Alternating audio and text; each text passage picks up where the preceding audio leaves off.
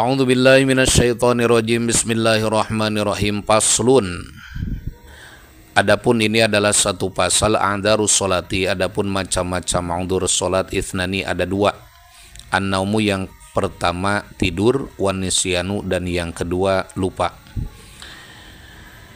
Saudara-saudaraku yang berbahagia, pada kesempatan ini yang akan saya bahas adalah mengenai a'dzarus salat, di mana a'dzar ini adalah bentuk jamak dari kata udrun. Yang dimaksud adalah sesuatu yang dengannya apabila seseorang melakukan sholat di luar waktunya karena waktunya sudah berakhir, maka baginya tidak dicatat sebagai dosa. Artinya dia tidak mendapatkan dosa dengan sebab udzur tersebut. Apa saja udzur sholat? Yang pertama an-naumu. Jadi yang harus dipahami maksudnya seseorang melaksanakan sholat, tapi melaksanakan sholatnya itu di luar waktunya dengan ada sebab udzur yang diterima oleh syara', yang diantaranya an-naumu. Pertama adalah tidur. Nah, dan tidur di sini dikatakan idza lam yata'adda bihi, apabila tidurnya itu tidak sampai ceroboh atau tidak sampai melewati batas. Sehingga apabila ada seseorang di mana orang tersebut ketiduran dan bangun di waktu asar, dan baginya tidak ada kesempatan untuk melakukan sholat duhur pada waktunya, atau ada sisa daripada waktu duhur sebelum adzan asar berkumandang, cuma sisa waktu ini hanya cukup untuk melakukan wudhu saja. Atau ada sisa waktu yang dengan sisa waktu tersebut cukup untuk melakukan wudhu dan bisa pula untuk melakukan sholat, tapi sholat yang dilaksanakan saat itu tidak cukup untuk mendapatkan satu rakaat pun, maka ini dikategorikan termasuk sholat qadha, karena untuk satu rakaat pun tidak cukup. Nah, sehingga baginya tidak wajib mengqadha sesegera mungkin. Ini maksudnya bukan berarti dia tidak berkewajiban untuk mengqadha sholat. Kewajiban dia tetap mengqadha sholat, tapi tidak harus qadha itu dilakukan sesegera mungkin. Artinya kapanpun dia akan melakukan qadha itu dipersilahkan, walaupun tidak dilakukan saat itu juga. Akan tetapi baginya tetap sunnah mendahulukan ataupun mensegerakan sholat qadha tersebut. Ya.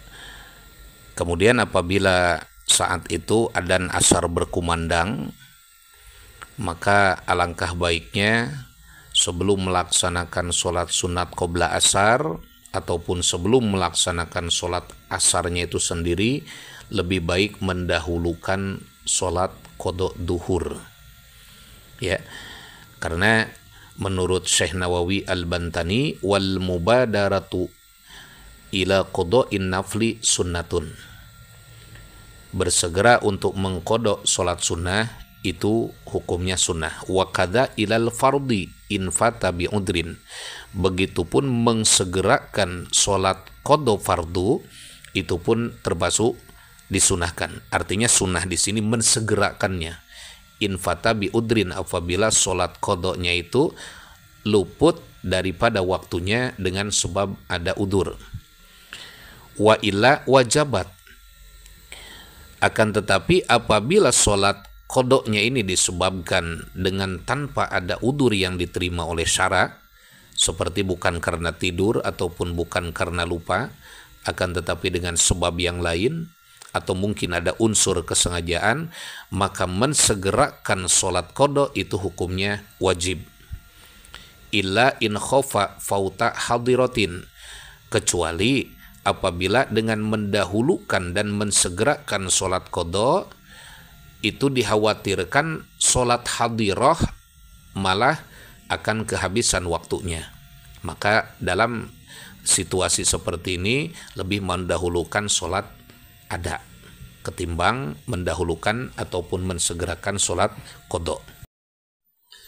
Kemudian Syekh Nawawi Al-Bantani di dalam kitab Kasifatus Saja memberikan sebuah keterangan, "Tsumma alam annahu idza nama qabla dukhulil waqti fa fatathu sholatu fala itsma alaih wa in alima annahu yastaghriqul waqta."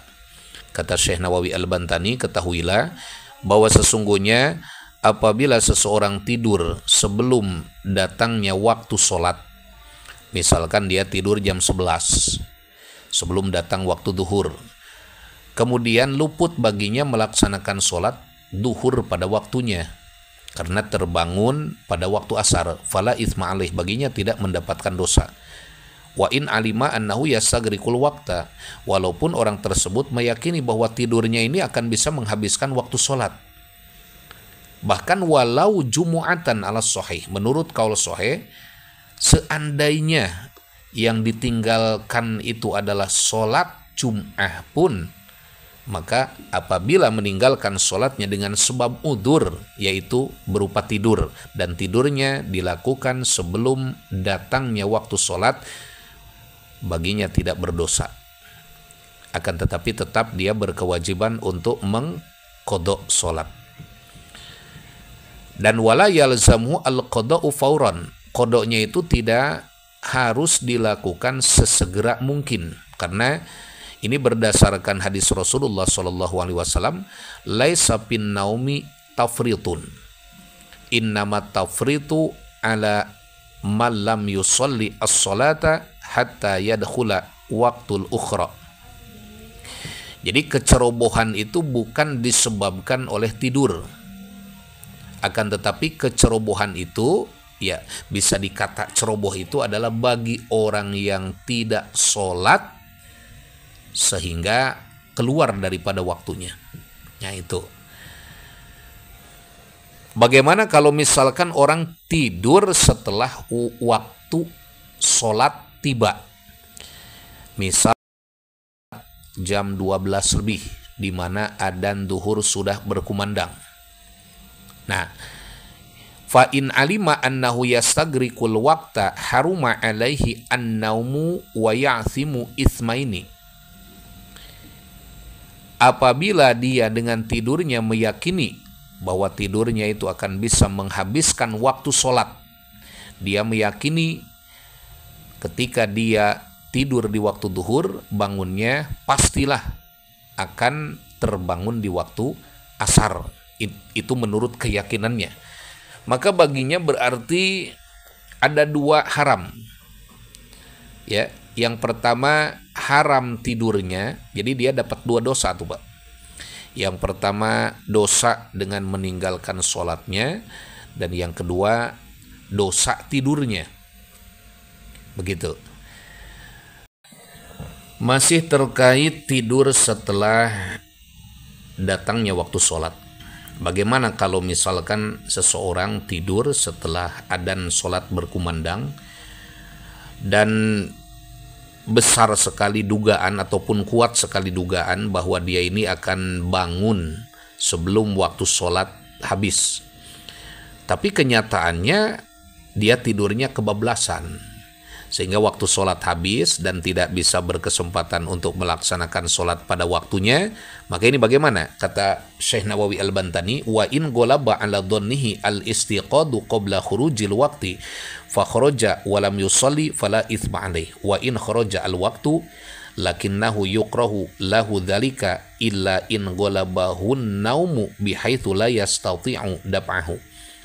Apabila besar ataupun kuat dugaan bagi seseorang ketika dia tidur pada saat adzan sholat sudah berkumandang, tapi kuat dugaan baginya bahwa dia akan bangun sebelum habisnya waktu sholat, tapi kenyataannya tidurnya kebablasan. Ini diakibatkan mungkin karena rasa lelah ataupun capek selepas kerja, sehingga dia tidak bisa melaksanakan sholat pada waktunya. Maka fala itsma alaih, baginya tidak berdosa walaupun waktu sholat sudah habis. Akan tetapi hal tersebut ini dimakruhkan. kecuali apabila yang mendorongnya dia tidur ini rasa kantuk yang tidak bisa ditahan. Illa in golabahun naumu bihaitsu la yastati'u dab'ahu, kecuali apabila memang rasa kantuk yang tidak bisa ditahan sehingga dia tidur dan tidak mampu mencegah rasa kantuk tersebut. Tapi bagaimana kalau misalkan orang tidur setelah adzan sholat berkumandang dan tidak punya dugaan yang kuat bahwa dirinya akan bangun sebelum waktu sholat habis, maka athima, baginya jelas itu berdosa. Dan dalam kitab Kasifatus Saja, Asy-Syaikh Nawawi bin Umar Al-Bantani menyebutkan ataupun menulis tanbih ya. Tanbih itu ya untuk mengingatkan bahwa kathratun naumi mimma yurithul faqra lil ghaniyyi wa ziyadatahu liman huwa faqirun. Adapun banyak tidur itu adalah daripada sebagian yang bisa mewaris sifat fakir bagi orang yang sudah berkecukupan, bagi orang yang kaya. Wa ziyadatahu, dan bisa mewarisi tambah fakir, tambah belangsak ya, bagi orang yang memang sudah dalam keadaan fakir sebelumnya. Jadi kalau orang kaya itu bisa jadi fakir dengan sebab banyak tidur, apalagi orang yang memang sebelumnya sudah dalam keadaan fakir. Makanya saya sarankan mungkin untuk tidak banyak tidur ya, apalagi di waktu-waktu yang memang kita dianjurkan untuk memanfaatkan waktu tersebut baik dengan untuk beribadah ataupun bekerja mencari nafkah dan lain sebagainya. Dan dalam Islam tidur pun punya adab-adaban tersendiri. Di antaranya kalau kita mau tidur baiknya memang membaca surah Al-Ikhlas 100 kali ya. 100 kali, ataupun dengan membaca surah Qul ya ayyuhal kafirun. Sebab dalam sebuah hadis dikatakan ada seorang laki-laki datang kepada Rasulullah SAW dan meminta untuk diberi wasiat. Kemudian Rasul berkata, Iqra' inda manamika Qul ya ayyuhal kafirun fa innahu bara'atum minasyirki. Kata Rasul, bacalah pada saat hendak tidur surah Qul ya ayyuhal kafirun, maka sesungguhnya itu akan menjadi kebebasan untukmu daripada kemusyrikan. Jadi dibebaskan daripada kemusyrikan. Baik, saudara-saudaraku yang dirahmati oleh Allah Subhanahu wa taala, dan yang kedua, udur salat itu adalah an-nisyan, lupa. Tapi lupa di sini apabila memang lupanya itu yang bukan ditimbulkan dengan adanya kecerobohan.